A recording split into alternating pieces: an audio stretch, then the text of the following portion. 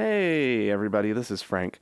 So we're going to be doing something a little different this week. Dan was unable to record, so I was left to try to figure something out. And I've had this idea in my head for a little while to do sort of not a clips show and not really a best of, but just sort of picking some of those really good moments from the show and just let them play out the entire thing and basically edit it together like a super show. And so this is my attempt at picking some of my favorite moments, all from mostly within the last year and nothing too recent. So it shouldn't be anything that you've heard for a little while. That said, let's start the show.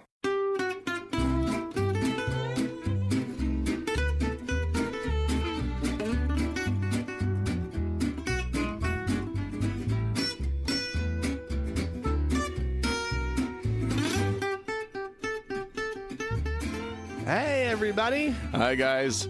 Well, from Salt Lake City, Utah, It's Thank God I'm Atheist. the podcast. I'm Frank. I'm Dan.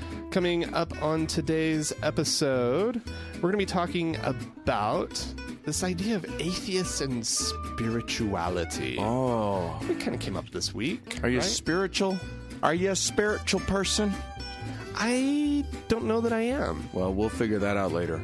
Let's not get into it now. Yeah, I know, but I don't know. It's a question. What the hell does that even mean for us? Yeah, I'm pretty dead inside, Dan. You are. You've got the dead eyes. That's for sure. Every time I look at you, I just see the dead eyes. Oh, that's so sad. Oh. Well, sorry if I sound sick, everybody. Frank's getting over a cold. Oh my God. They're not fun. No. And if it had hit like a day or two earlier or half a week later, I would not have been able to do this podcast. There you go. It was awful. There you go. My God. Down for the count. Well, I'm glad Sorry that for the sniffling. I'm glad that you're here. Thank you. We're all very grateful that you were able to. I got over it. Yeah. I somehow survived. You managed to survive. a little virus of some kind. Indeed. Anyway, should we begin our stories? Sure, why not? What do you got for us? Well, I have the story of a man who was a Colorado man who was submerged. Well, he was rescued from his submerged car by first responders. Back, I guess Colorado was having some terrible floods earlier this year. Yeah. Just awful, like terrible weather everywhere in the world except here, apparently. Oh yeah, we escaped. We dodged the bullet. We got like super nice. It was the most lovely. It was just a mild, lovely winter. Yeah, crazy. Climate change. So it's not normally like that, people. That's right. But anyways, so he was rescued, and of course he did sort of that typical thing that so many religious folk do. They thanked God. Right. Sure. And he's claiming that that he was, and he's saying things like I was saved by grace and blah blah blah. By God's grace, I was saved. Yeah. Totally ignoring the fact that there were first responders. Well, and that's probably a level of insult that most first responders have come to, accept and deal with. Sure. I think it would be a kind of a slap in the face if I were a first responder, but nonetheless, whatever the guy wants to believe. But what if you were a first responder who was a believer? You might also believe, wow, we got here just in the nick of time, right? Or something like that. God guided our efforts and whatever. Well, he's taking this whole little thing a step further. Oh, good. And he is his lawyer. Yeah. Which you can see where this is going, is actually said that he is quoted as saying that Ortiz, that's the guy who's Roy Ortiz, survived, quote, by pure grace. And they are suing the first responders for taking too long to get there. He survived. God helped him survive. And now we need to sue those first responders.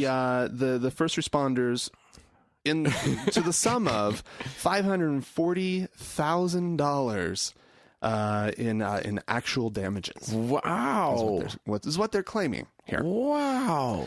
Yeah. That is a level of ingratitude Unbelievable. That's bordering on the psychotic. That's amazing. I love it. Way to go. Way to go, religious douchebag. You know what okay, this is my thinking. And correct me if I'm wrong here, but what you want, if people have saved your life, the main thing you want to do is make them think twice about doing it again. The main thing you want to do is give them a reason not to want to save your life again. Right. I think that's your goal. Yeah. If somebody comes and saves your life. There will be no Rescue 911 hosted by William Shatner reunion with the first responders on this one. They will not be meeting in a park, having a picnic. No. Talking about how glad they are that they saved his life. Gratefully hugging each other. Did you know that I was cast in a Rescue 911 episode? What? I was going to be one of the recreators. I was cast. I was ready to go, and then Did they film it here? Well, they filmed this one here. Oh, okay. Yeah. Huh. And then it didn't happen. And they canceled it? No, they asked me in the audition if I knew how to drive a stick shift, and I said yes, and I did. And then what they didn't ask me in the audition was, do I have a driver's license? Which at the time I did not. How old were you? I was 15. Oh, no. And so they were like, wait, why didn't you tell us that you didn't have a driver's license? I said, you didn't ask. You only asked if I could drive a stick shift. And they got really mad at me. I thought it was like a closed course. And that was the last time Daniel Beecher was cast in anything for television.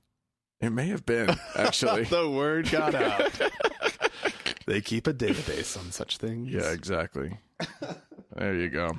Anyway, well, that's good. That, if I get into an accident, the first thing I'm going to do is shit on the people that saved me. Mm-hmm. That's nice.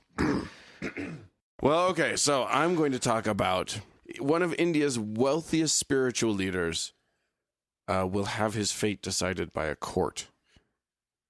Soon. Okay. There's a lot at stake. His whole estate valued at here at over 100 million pounds, English pounds. What? So he's a guru? Yeah.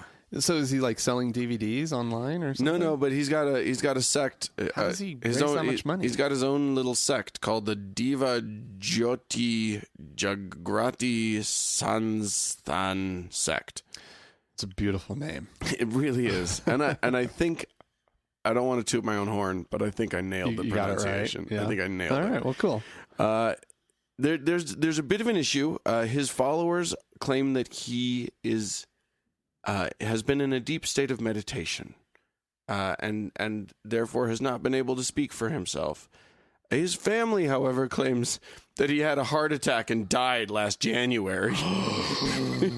What? So there's a bit of a discrepancy in the stories. He's been in a freezer since January. In a deep meditative state? Yes, according to a court frozen. Yes, there will be a court ruling on whether he is in fact meditating, as is claimed by his followers, who I think just want to be able to use the grounds of his beautiful estate and probably his money. Yeah. Well, and his family, who is saying, he's dead. And we just want the money. We just want him to be dead so that we can divvy this up and cremate him in the fashion that we're supposed to do and actually do all of the rites and things and actually finally be done with this. No way.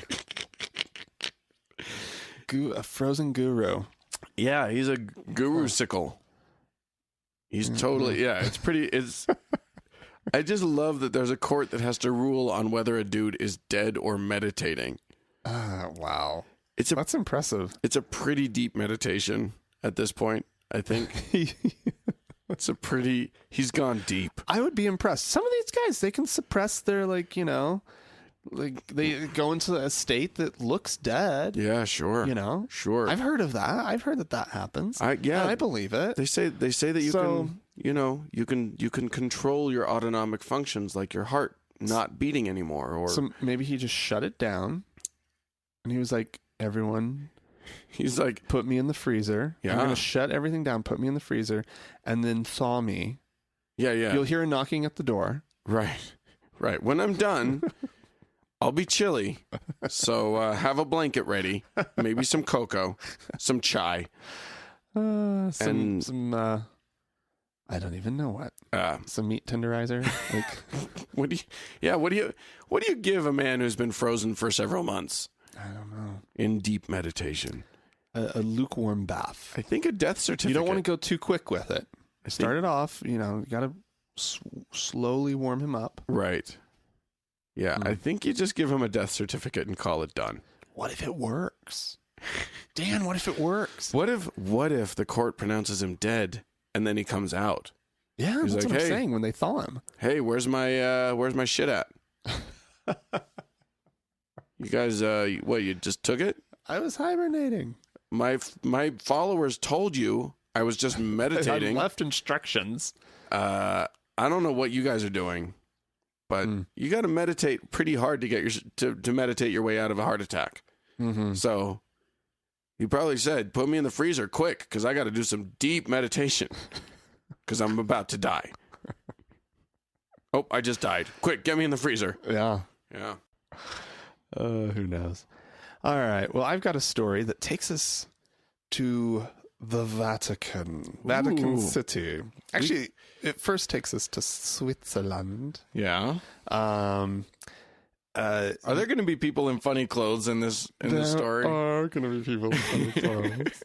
A member of the Swiss Guard, a former member of the Swiss Guard. The Swiss Guard famously wear the sort of ridiculous old jester uniforms. Jester uniforms as their military uniform, and they guard the Pope, the Vatican. Yeah, right. They are the Vatican's military. Right. The clown guards of the Vatican.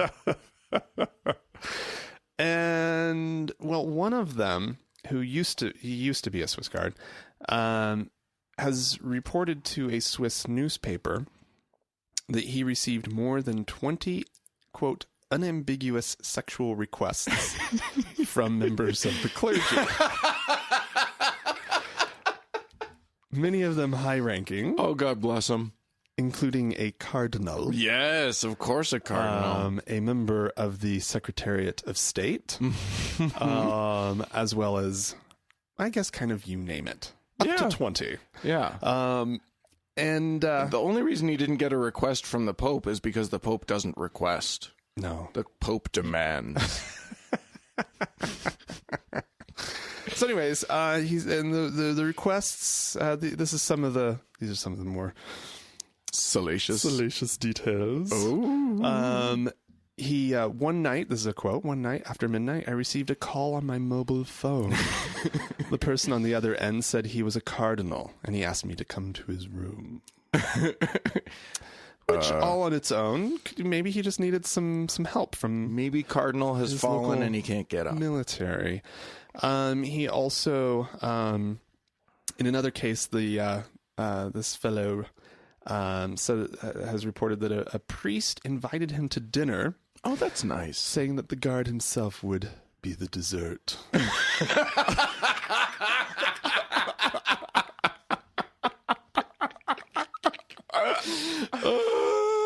Yes. Yes. And please and thank you. And also there was, he once found a bottle of whiskey along with a calling card from an influential bishop that was left for him. And he said that he was fondled by clergy many times. These guys have graduated. When you go to the Vatican, you've graduated from altar boys. Yeah, you're looking for the real deal. Yeah. Yeah. You find the handsomest clown guard you can find. who puts off some vibes. Who puts off a vibe or two. You know what? This has been haunting that poor guard his whole life. He's mildly effeminate, always has been, straight as an arrow. But he's one of those guys. So he had to, he joined the guard because he wanted to be all tough and manly. Yeah. But even in guard school, he was like, yes, let's go for a run, everybody. Oh, what a pretty uniform. I bet I can do more push-ups than you. Serious. I'm so good at push-ups. Watch. Yeah. And yet, he thinks he's going to the safest place on earth for an effeminate straight guy. Mm-hmm. and he ends up just nonstop being harassed by the clergy. Yep. Isn't that amazing? I love it. I think that's delightful. Delightful. There were some wonderful, some wonderful lines in here. What was it? So he was a Swiss. What's interesting is how vague the Swiss media can be, right, about who this person is. Oh, really? Making the allegations. Yeah. The Swiss are strange about privacy. Yeah. Yeah. So, anyways, the man's name is not mentioned anywhere in here, and details as to even like the specific years that he's there are not given. They don't want to risk. But he was there during the papacy of John Paul II. Okay. But that was a long time. That was from 1978 to 2005. Yeah, that could be anything. So, the guy he could still be fairly young, or he could be up in his 50s, or even potentially, like even older.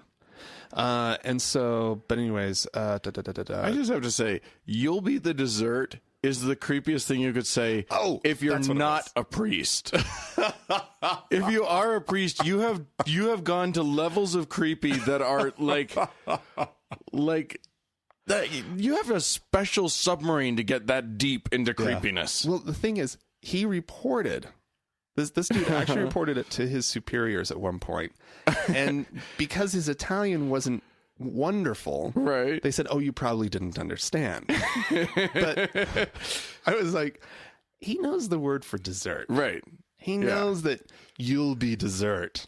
Right. He knows what that is. And it's hard to misinterpret a fondling those bedroom eyes.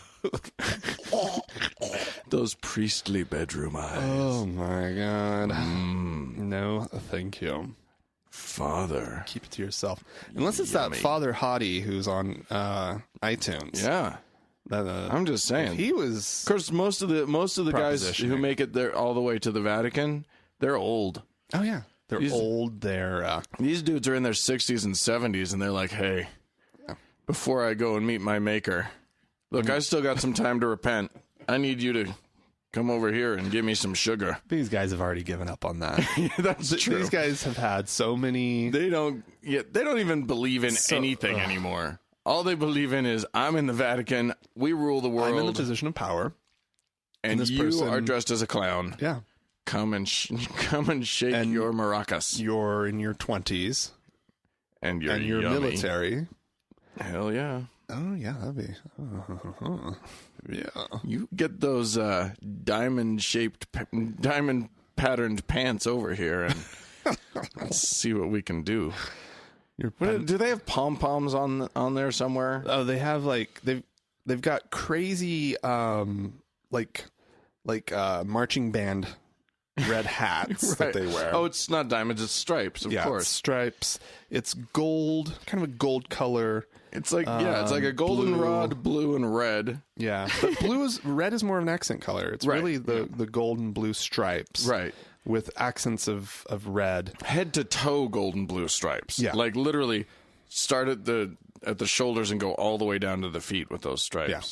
And silly plumes on their heads, and their helmets. Yeah, they actually have plate mail armor. Like they don't wear it all the time, but they actually have plate mail armor. Oh yeah, that's amazing.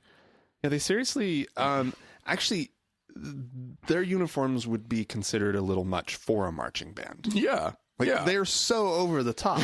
Marching band would be like, "Oh, we can't wear that. People will ridicule us. We can pull that off." Right.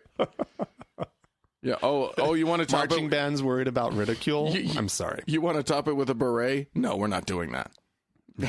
I just found a funny picture of Swiss Guard and like a My Little Pony going, "Ah!" Like, hooray! It's my people. Oh, cute. Yeah. Anyway, I'm gonna move now to Oklahoma. Your not home state, but you're one of your home states. Lived there. For a goodly amount of time you were there. Folks are still there. It was nice seeing them when we went on our trip. I'm going to go to the town of Bartlesville, Oklahoma. More of a city. Oh, is it? Yeah. Okay. It was the headquarters of Phillips Petroleum. Oh, dear. That's a big deal. Everything's Phillips in that town, just so you know. Okay. Phillips this, Phillips that, Phillips this, Phillips that. Lots of fine art, not Art Deco. Was it Art Deco that they have a lot of? They've got some good Frank Lloyd Wright. In that town. Yeah. I would like to visit that town. Yeah. That sounds like a good thing. Here's what I wouldn't like to visit: their hospital. Oh, They why have. not? They basically. It's not a big enough city that it has a large healthcare system in place. Is it named after a Phillips? Their hospital. It is named after a Phillips. It is Jane Phillips Medical Center, to be exact. Apparently, the Phillipses were Catholic. Oh, were they? I don't know, but Jane Phillips Medical Center is connected to a Catholic medical chain, You don't medical really group. expect that in Oklahoma, Well, there you go. but they were. Whether or not the population was, Right. Well, the and, rich people in town were. well, and the hospital, the medical center, is a Catholic run medical center. Okay. Well, here's the deal: they're the only one in town. They're the only game in town. So when they issued a policy that said none of our doctors are allowed to prescribe birth control as birth control, Okay.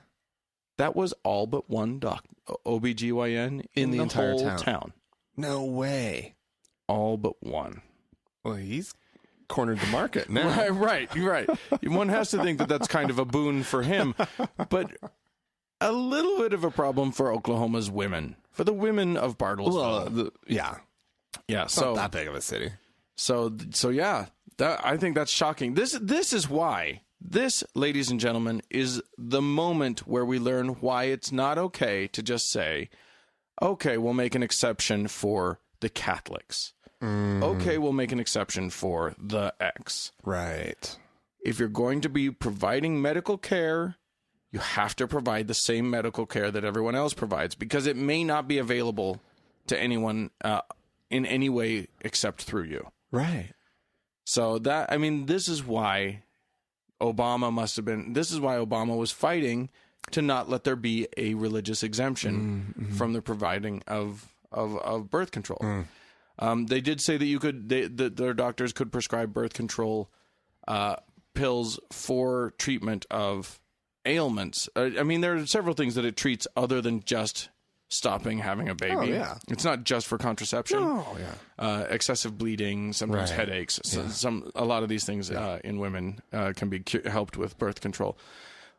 But a woman shouldn't have to pretend like she has one of those ailments because she wants birth control. Right. First of all, the Catholics are so stupid on this because birth control is a boon to the world. Right. Not having more kids is good now. And we're going to later hear somebody else who thinks that having kids is good in the universe, but it's not. As a matter of fact, we have too many people. We have more than enough people in the world. Yeah. Everybody doesn't need to be having kids. Well, all you have to do is count the number of starving people Right. currently, Yes. and just be like, we might want to focus on the ones we already have. Right. And maybe take the population down a little bit if we're having trouble feeding everybody. Yeah. If we can't feed everybody, maybe we should think about that. Yeah. Anywho, the Jane Phillips Medical Center, the JPMC, Ooh, lovely. has now retracted their policy. They did a careful, after there was huge outcry on Facebook and all over the interwebs. They released a statement that said that it was at the doctor's discretion now. Oh, well, good. As to whether or not they would prescribe this stuff. Oh, well, how big? Mm-hmm. Big of them. Right. To let the doctors provide The medical care services for their patients. Yes. It does seem like it would improve the doctor-patient relationship if the doctor can provide the care that is required. Interesting. How wise. How wise. Oh my God, what a fucking bunch of douchebags. Really, that's where we're going to put our foot down, is birth control. It's not an abortion. Straight. It's not an abortion. It's nothing. You know what? It's not a thing. It's preventing an abortion, Dan. That's right. I could not tolerate that. That's how we need to be presenting like the birth control issue. It's abortion prevention. It's abortion prevention pills. Yeah. I'm going to take my abortion prevention pills now so I don't have to have that abortion later on. Right. How do you feel about that? Yeah. Pretty nice, right? Yeah. Good idea. We're all happy now. Hey, Why abortion. don't hand out some Abortion prevention pills. Hand out some abortion prevention condoms. Yeah. That's all that is. That's all it is. That's all you're doing. Teenagers don't need abortions. When people don't want to have babies and you don't give them a way to stop babies from forming, they'll stop the babies from coming. Yeah. I'm all about reducing the number of abortions. Sure. I'm all about it. Why should a woman have to go through an unnecessary medical procedure? Right. Right? Yeah, absolutely. If you can prevent her from being pregnant in the first place. And it costs money to have one of those and stuff. Give them the goddamn pill. Yeah. Morons. Yeah. God damn it. Keep abortions legal. Sure. Because that option should be out there. Every once in a while, something's going to get through. Well, not only that, but, maybe a mind gets changed here and there. Women are allowed to change their mind. It's their body. She could want to get pregnant and then not want to be pregnant anymore, and fine. Right. But I really don't care about the circumstances. No. Circumstances are none of my goddamn business. Exactly. Right. Let's prevent some abortions. Let's have some abortion prevention pills out there. That's a good way. We're geniuses. Amazing. We're so smart. Yeah. Well, this story I think is really interesting. It has to do with when camels were domesticated. In the Holy Land. Yeah. Right. And it turns out that the camels were domesticated, and they used radiocarbon dating in order to figure out when. Yeah. Somewhere around the 10th century BC. But this causes problems for the book of Genesis in particular, which has domestic camels in it. There are there are some like 20 some odd references to domestic camels prior to that date. What? Of sort of traditionally understood times when these stories would have taken place. There were no camels in the Holy Land. Wow. There were no domesticated camels, from my understanding. Wow. And so wait, are you somehow claiming what? That the people who wrote the Bible might have not been there at the time and might have just sort of imposed their current ideas and society on the past? Yeah. That is what I'm saying. And that's what everybody's saying. I can't go with you down that road. As you know, I'm a Bible literalist who believes in the Word of God, literally in the Bible, which is why I threw rocks at a whore last night. Good. Yeah. Yeah, no, that's important, and I'm glad you did that. Because Thank you. You are doing the Lord's work. It's the Lord's work. And then I killed a goat. You know. Yeah. Because why wouldn't you? And burned it because it creates a pleasing odor to the Lord. To me, he has weird taste in odor. Yeah, I like the smell of burnt goat. Burnt goat, sure. That's what you're going for. Yeah, that's my Is that your cologne? Is that your new cologne? Actually, yeah, the Frank Eau de Frank. The signature smell for Frank. Burnt goat. I'm picking up on some leather notes and some is that some burnt hair? goat? Is that like burnt hair? Yeah, okay. Is this it's not sacrificial? I'm picking up sacrificial lamb. Your cologne is sacrifice.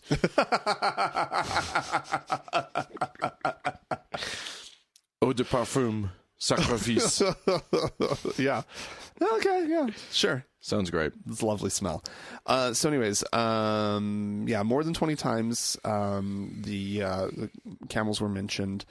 An example would be in Genesis 24, a story of Abraham's servant going by camel on a mission to find a wife for Isaac. They would not have had a camel. very clearly that disproves the whole book. Well, No, but I mean, these kind of things don't cause the house of cards to tumble. That is what is amazing about about belief. it certainly makes guys like Ken Ham, whose job it is to try and justify a literal belief in every damned word in the Bible. I mean, these guys' jobs get harder and harder and harder. I mean, he got out his yellow pad. Okay, there's something else I have to do. Well, I mean, what am I doing today? I mean, his whole gig is to claim that radiocarbon dating doesn't work and it's fake. Oh, that's what my other story is about. Okay, later on. Well, we'll get to that then. But it's not that it doesn't work. It's an interesting twist on the whole thing. But was there anything else with this that I wanted to? Of course, you get quotes like this from this guy named Dr. Mizrahi, who's a professor of Hebrew culture studies at Tel Aviv University. He was not involved in the research, and he talks about this. He says, one should be careful not to rush to the conclusion that the new archaeological findings automatically deny any historical value from the biblical stories. Rather, they established that these traditions were indeed reformulated in relatively late periods after camels had been integrated into the Near Eastern economic system. Right. But this does not mean that these very traditions cannot capture other details that have an older historical background. Yeah. Well, I don't know. Like, if you get the economics wrong, what are you getting right? Yeah, I mean, if anything, even if I were a believer in the Bible, what this would tell me is, yeah, all of these Bible stories were written centuries after the fact. Mm-hmm. If there was a fact, right, and if they can't get the sort of specifics of the stories correct, right, then we can't. None of it can be reliable, right, in terms of the facts of the story. So, well, then they all become parables. Least, they all become just story lessons, and that's what it has to be. Right, that's what it has to be. If you're to derive any value from it whatsoever. If there's anything of any value at all, and I would say there's not much. Yeah. So why put yourself through all of that when there's so many better places to find good moral lessons that you don't have to really wring your hands and be like, okay, well, that part we don't do, but this part we do. Yeah. You said, what's the point? What's the point? Yeah. It's a good question. Camels ruining everything for everybody. Yeah. So radiocarbon dating people. Yeah. I tried to. There should be a website called Radiocarbon Dating. It's like a dating site for scientists, or just for carbon, or for carbon. Carbon-based life forms, come and date here. Yeah. Well, my understanding, carbon doesn't have to date for very long, right? Like, it likes to bond. Boo. Boo. I'm moving on. What does carbon do on the second date? What? Rent a U-Haul. Dun-dun-dun. That's about lesbians. Actually. Yeah, that's a lesbian joke. You can't repurpose a lesbian joke for an element. I'm pretty sure. Lesbians are the carbon, apparently, of the dating world. Okay. Anyway, we're going to move on. I hope I'm right that carbon likes to bond. Does carbon like to bond? I don't know. We're going to get nasty emails. Yeah, there's going to be some chemists who are just furious. You are so stupid. Anyway, I'm going to the Empire State Building. One of the most famous buildings in the world, situated in lovely Manhattan. Beautiful. I'll be there soon. Yeah, going to New York. I don't know if I'll go to Empire State, but I went last time. It was really fun. It's actually this great view, and there's birds. And you get to stand in line for a really long time. Not if you go at 2 a.m. Oh, really? Yeah, I think it was like midnight. It's open? I think they're open till 2. No way. We went at midnight. There wasn't a single. We had to walk through the stanchions and all of the lines. Right. So we mazed our way around. Yeah, but went straight to the ticket taker and then through another maze straight to the elevators. Yeah. And then. And when I went up it was a very, very, very cold day in February. Uh-huh. And yeah, there wasn't much. Right. See, but I do remember the stanchions. You just gotta strategize there. It was awful. Anyway, I'll tell you who it was awful for. Amina and Fahad Termizi, a Muslim couple from Long Island. Oh. They're suing. And why? For $5 million. Okay, what happened? They got kicked out. Why? Praying. They prayed? They went into their evening prayer. They claim that they sort of tried to find a little tucked away place, them and their children. And they prayed. Oh. And they were kicked out. Summarily dismissed. I think they should have scheduled it better. It does seem... Here's the thing. I don't really have a problem with Muslims and their prayers, and like I get that, you know. Yeah, they got to do it 5 times a day and whatever. What? So they claim to have been, quote, menacingly poked. So, but wait, what? Okay, so they were praying, and that's why they were kicked out. Did they say anything else as to like why they chose to kick out some praying Muslims? No, there's very little word on that other than speculation as to like why they did. Because like I can imagine why you would be uncomfortable with Muslims praying on top of a tall building in New York City. Right? I mean, I don't want to be... I mean, I want to create space for everyone to be able to sort of do whatever, but I can see why New Yorkers might get a little antsy on top of a tall building when it comes to Muslim prayer. No, and this is not to conflate all Muslims with the terrorists on 9/11. It's not right. It's totally just wrong. It's just, you got to think about these things a little bit. Because I mean, and they had, you know, I think their kids were there. So, I mean, I would look at that and I would be like, okay, it's fine. It's fine. But maybe still, watch them closely. I mean, it's not like they weren't already being watched closely. I mean, any Muslim will tell you. Yeah, that's true. But okay, here's the deal. I think our reaction might be a little wrong. Of course it's wrong. Because I mean, you don't blame the bullied, right? Yeah. When somebody you have to put blame in the right place, and sure, it was. I don't know enough about the law to know if they were being if this was an illegal thing. That's the weird thing. Being kicked out. I mean, it's private property. Sure. They claim that they were assaulted, battered, and forcibly removed. Although, like, menacing poking, it doesn't sound too horrible. I mean, but a poke can hurt. Ow! $5 million, please.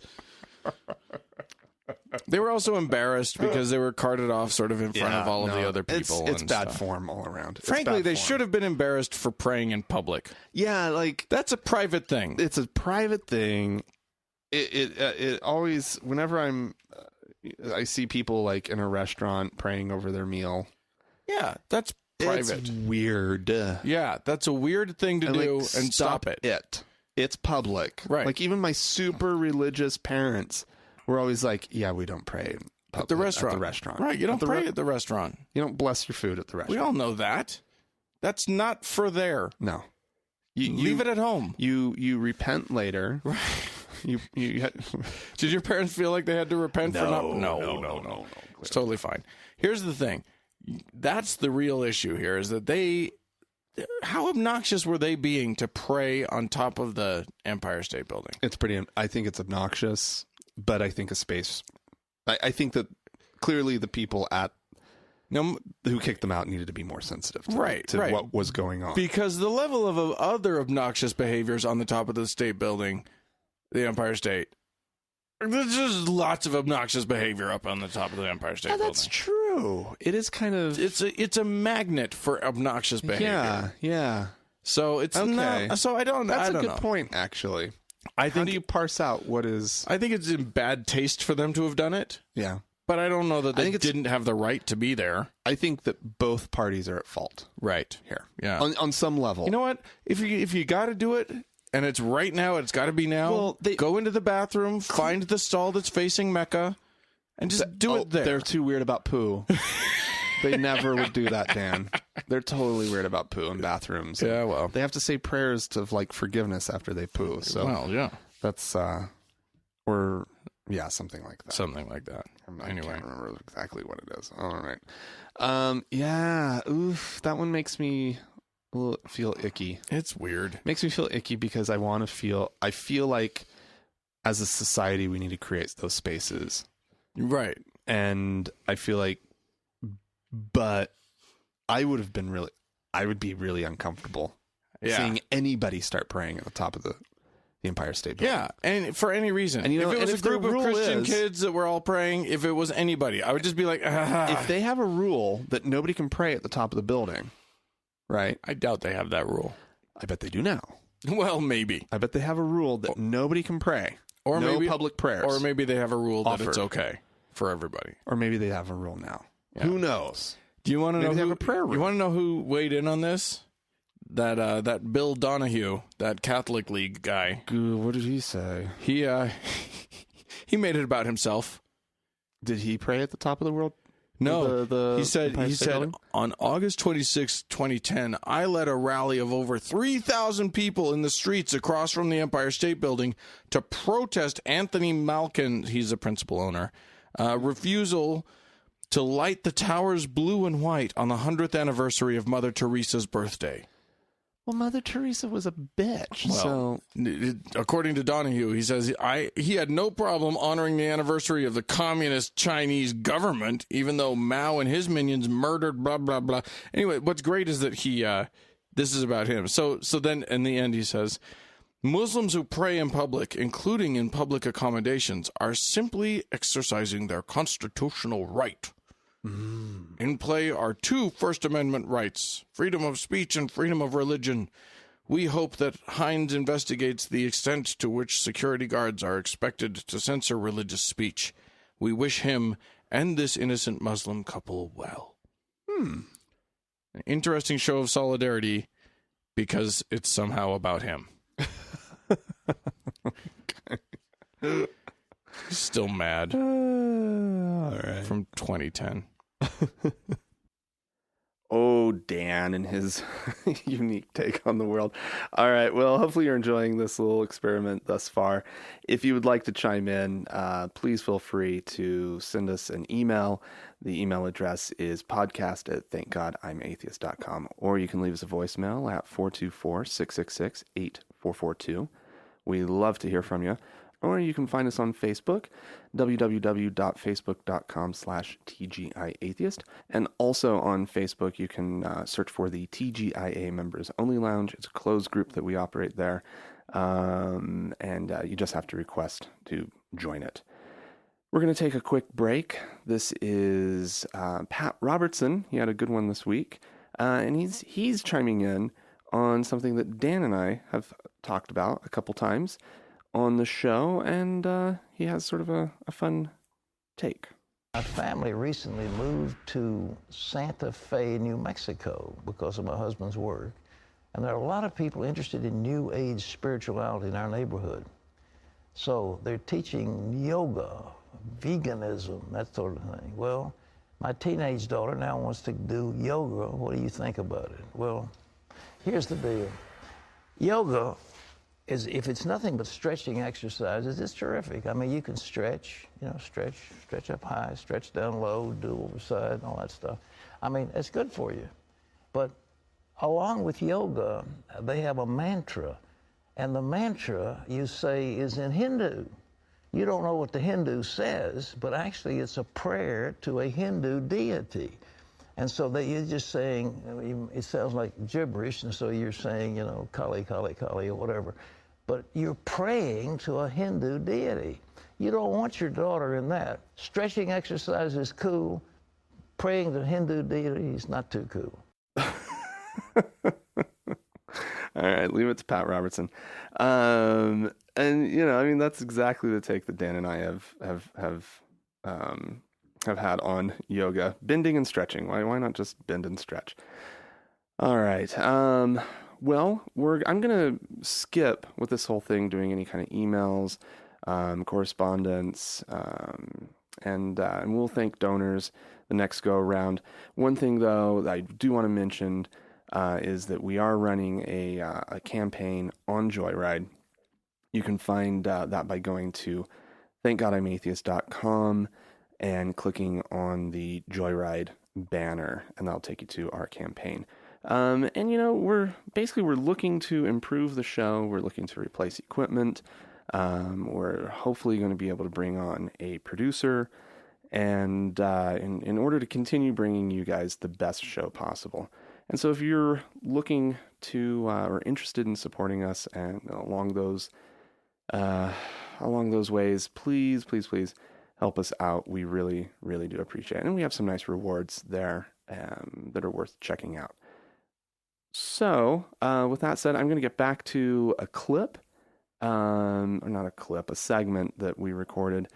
This comes from, it's from episode 116. And actually, let me just rattle off where all this stuff came from, in case you want to go back and listen to it. Again, the whole episode. Episode 113 is where we found the propositions, the sexual propositions to members of the Vatican Guard. Episode 118 was about the biblical accuracy of camels. 133, that was the frozen guru. 126, that was we finally get to the idea of abortion prevention pills, which I think is the whole point of that segment. And then in episode 122, that's the man who sues his first responders. And episode 123 is the Muslim family praying on top of the Empire State Building, and then suing because they were stopped. So yeah, let's just get back into the thick of things. All right. Well, that leads us into our discussion, right? About atheists and spirituality. How did this come up, Dan, this week? Well, here's what we got. There was an announcement made, I don't know when it was technically announced, but Sam Harris is going to have a new book that comes out, I think, in September. That's a ways off. Yeah. Okay. So he's still polishing it up right now. Probably, sure. Still cranking out a few chapters. Yeah. No, probably at this point it's just editing at this point. One would hope.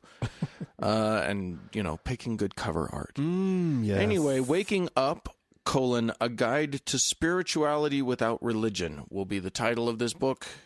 And okay, wait. A Guide to Spirituality Without Religion. That's the crux of the thing. Now, how about Sam Harris? Yes, sir. This seems a little It does seem different. This seems to be a little bit of a departure. Is it? I don't know. To be honest, I haven't.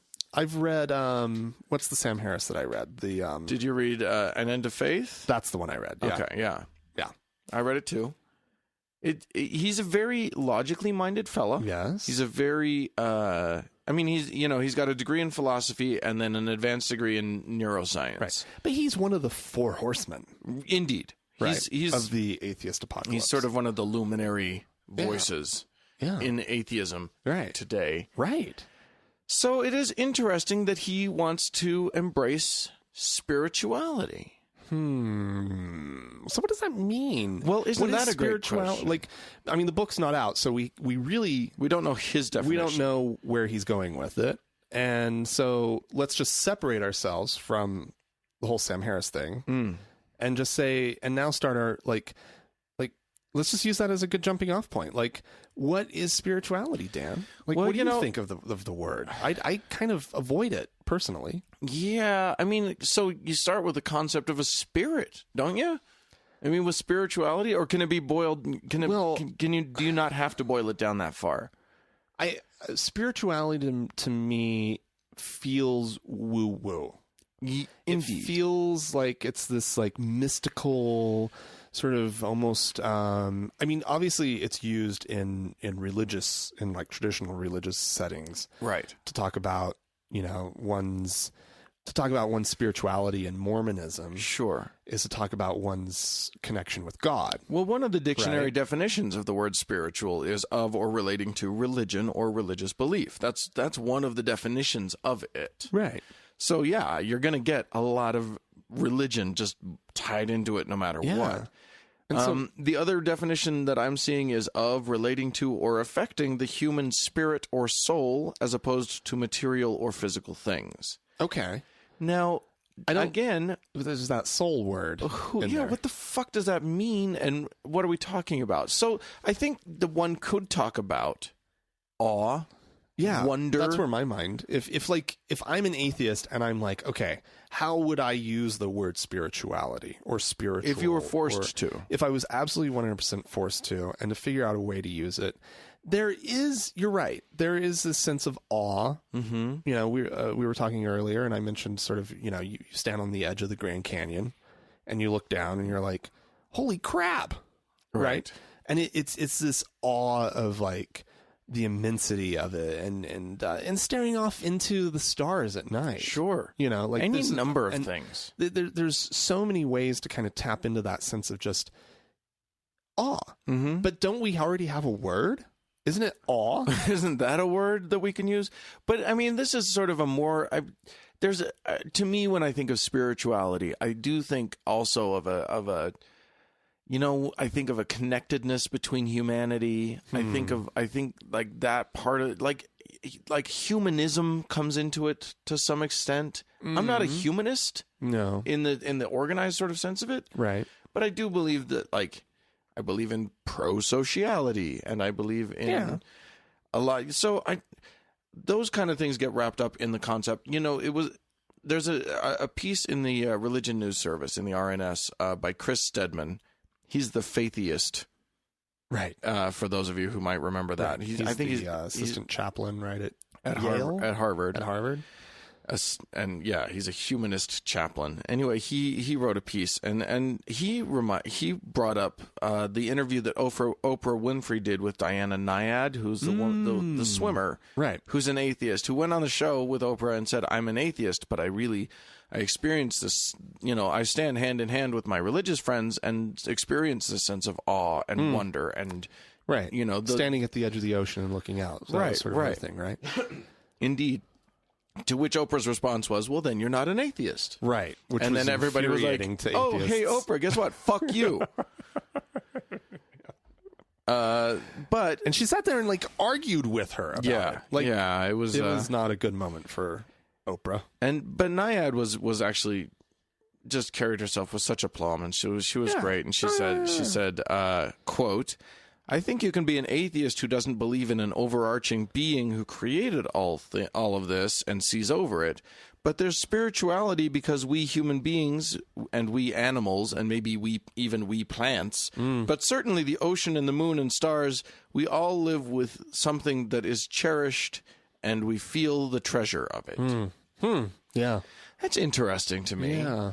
I mean, I think I'm not sure where I go with this. I tend to be a little I really eschew the woo-woo. Yeah. I really don't connect to it. Yeah. Because I'm a person who likes the world as it is. And who when I feel a connection to other people, I don't ascribe anything more to it than I feel a connection to other people. Yeah. And I'm fine with that being part of an evolutionary mandate because we are a social species. Yeah. I don't need it to be anything more than that. It's kind of cold existence. Yeah. Heartless. I am soulless. I am a soulless evil being. Yes, it's true. I'll tell you something. I didn't think that I didn't know quite where I was going to go with this conversation, but I just had this week of television, and I actually got around to watching Cave of Forgotten Dreams, the Werner Herzog film. Yeah. And I was really disappointed because when I initially saw it on Netflix, it was on the 3D queue. Oh. And we have the goggles for the 3D television, and so I was like, oh, this is gonna be awesome. This is a real regret of not seeing it in the theater film for me. Right. Like, I was really, really bummed. And I went to it, and it was no longer in the 3D queue. And I was just like, God damn it, they took it off. No, they left it on in 2D. They took off the 3D. What? And like anyways, the Cave of Forgotten Dreams, it's about this cave in France that has cave art from 32,000 years ago. Right. Yeah. Like, it's mind-boggling. It survived the floods. Somehow. All of them. The floods. And it's beautiful. Right. Like, it's this cave art is stunning in how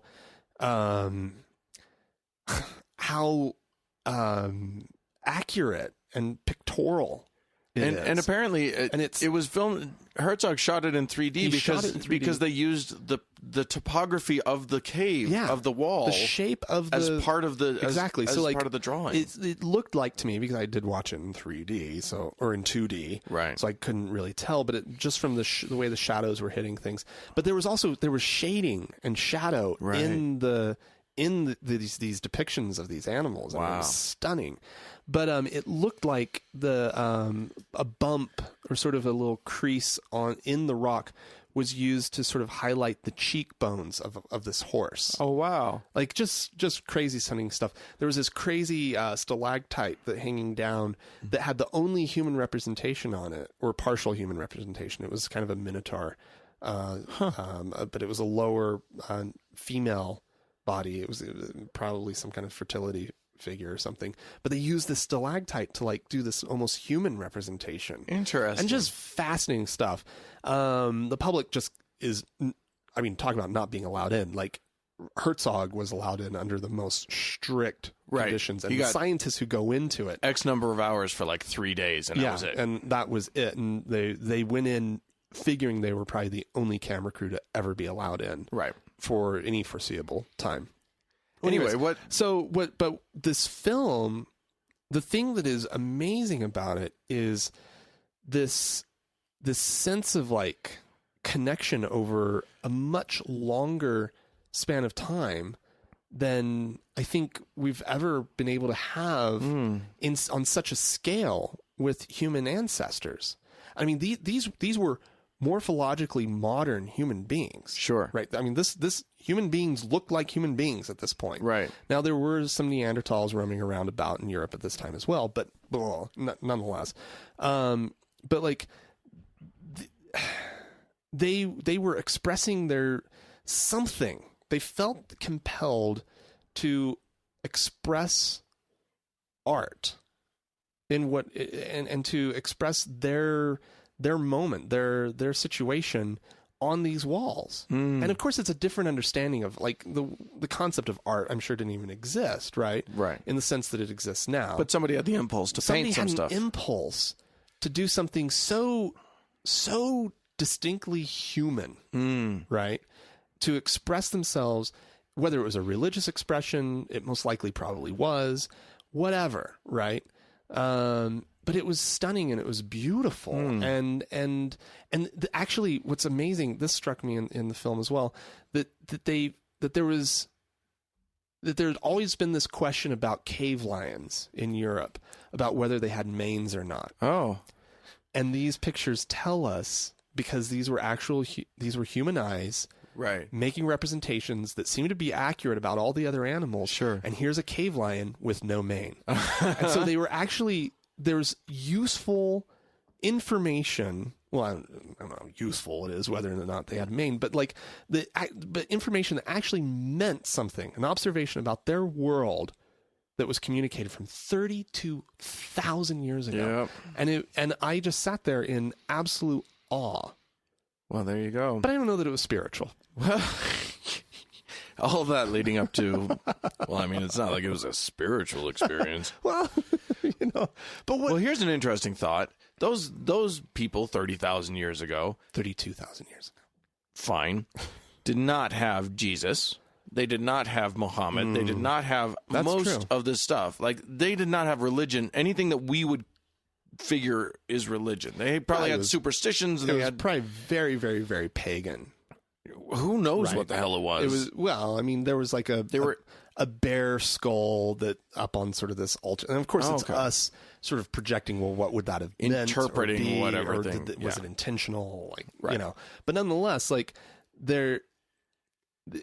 But what I'm getting at is maybe these people had if you and I were to ascribe some spiritual sensibility, that could be what drove somebody 32,000 years ago to paint on a wall. Yeah. You know what I mean? Like just the need to express, period, doesn't make much sense in the large scheme of things. Well, and that's something that was also like, that's interesting. There were Neanderthals roaming about in the same area. There's no evidence that they ever left a single artifact of like something that they created that was symbolic. Right. Right. And that's the key here, is that humans, we are symbolic. We're symbol-seeking creatures. We are indeed. We thrive on it, and we thrive because of it, right? We wouldn't have language if we didn't understand symbols. Indeed, right? yeah. And so, like, I mean, it's a fascinating thing. Like, why we do things like art. Yeah. And why we do things like, in the modern context, a podcast. You know what I mean? It makes, we are a different critter. Oh, yeah. Than anything else that's ever existed on this Something planet. triggered in our heads at some point, and it was the great evolutionary advantage. Yeah. And whatever so I'm a huge believer in like marveling at all of this. Yeah. All of this. And so marveling at humans and humanity, marveling at space and, you know, this time blows my mind. Marveling at all of the things. Yeah. Marveling at a flower, marveling, you know, it's all there. We have these amazing mountains that we can just drive to any day of the week. And I do. Yeah. Drive up into the mountain and just go for a walk. And then, you know, I don't know why driving into a mountain, you know, going for a walk in the mountains feels special, but it does. Well, you're not in the city. Well, but the cities feel special to me too. Yeah. Like driving over the 6th North overpass and looking at downtown Salt Lake City with our mountains as backdrop. That is gorgeous too. Yeah.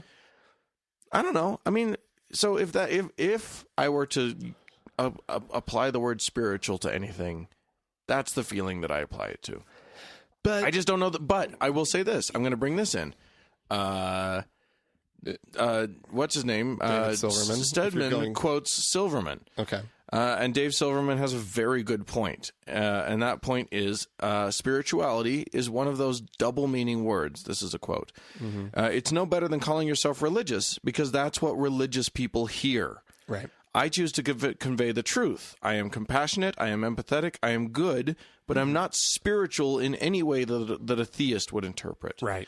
And I think that's one thing that we're getting to. It's a tricky word. And if we want to use it as atheists, it's going to take a bigger discussion about what the word is and how it's used. And it will involve a lot of pushback. Yeah, indeed. Like, do we really want to use that word? Especially, any because word. Here's one of these moments.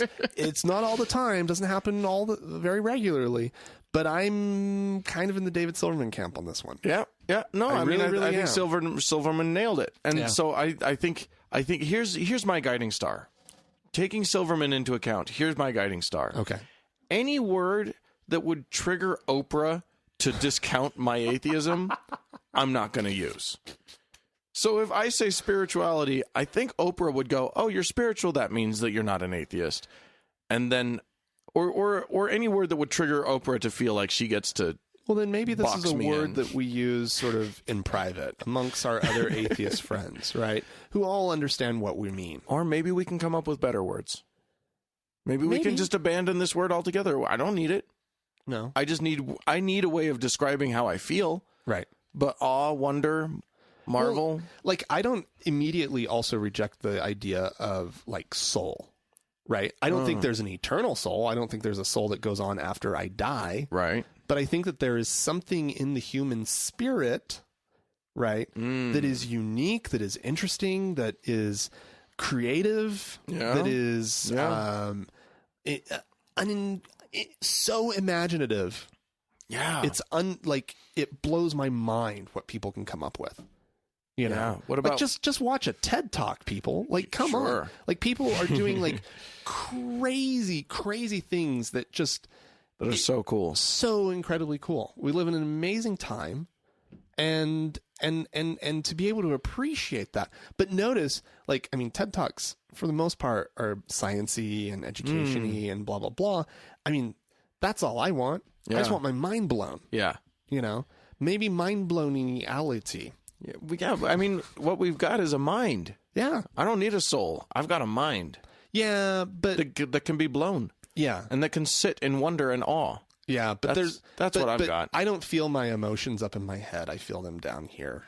And that's why there's always people talk about the heart and, you know, like, call it your chest mind. You've got your brain mind and your chest mind. But I mean, that there is a separation, Sure. I think, you know, like emotions affect my whole body.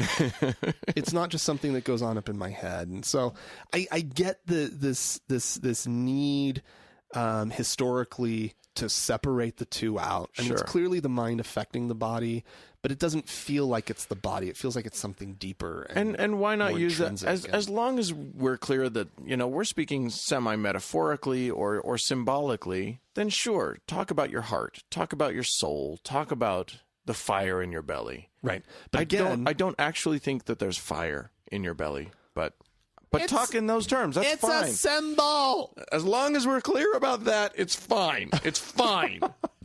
Clarity's the important part. Nobody thinks there's fire in your belly. But they do think there's a soul, and that's the problem. And they do think that there's a spirit.